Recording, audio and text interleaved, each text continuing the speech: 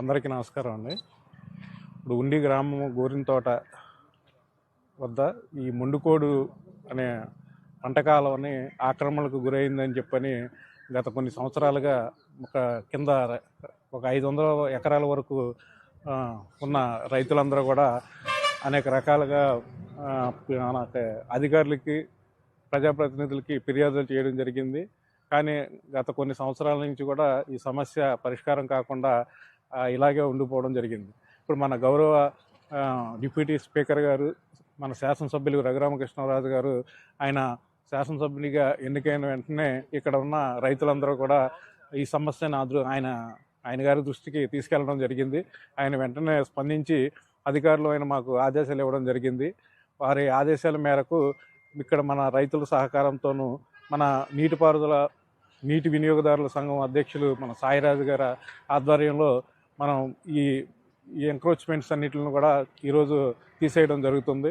దీనివల్ల ఎంతోమంది రైతులకి మేలు జరుగుతుందని చెప్పని మన గౌరవ శాసనసభ్యుల వారు కూడా చెప్పడం జరిగింది.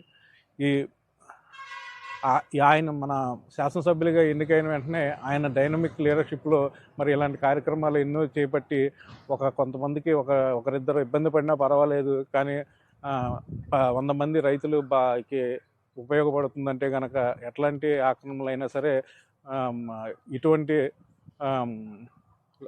భేదాభిప్రాయాలు లేకుండా ఎవరిదైనా సరే, అది కులము మతము దాంతో సంబంధం లేకుండా ఎవరైనా సరే కూడా తొలగించమని చెప్పని మరి సారు మొదటి నుంచి కూడా మనకి చెప్పడం జరుగుతుంది. వారి సూచనలను, వారి ఆదేశాలని మేము పాటిస్తూ దాంట్లో కార్యక్రమంలో భాగంగానే ఈరోజు ఈ మొండుకోడు ఆక్రమణలన్నీ తొలగించడం జరిగింది. దీనికి సహకరించిన పెద్దలందరికీ కూడా నా ధన్యవాదాలు తెలుపుతున్నాను. అదేవిధంగా మేము ఇక్కడ ఉన్న ఎవరైతే ఆక్రమణదారులు ఉన్నారో వాళ్ళందరికీ నోటీసులు ఇచ్చి వాళ్ళకి నచ్చజెప్పి ఒక సామరస్యపూరిత వాతావరణంలోనే మేము ఇవన్నీ చేస్తున్నాం. కాబట్టి వీళ్ళకి కూడా ఎవరైతే మాకు సహకరిస్తున్నారో వాళ్ళకి కూడా మా ధన్యవాదాలు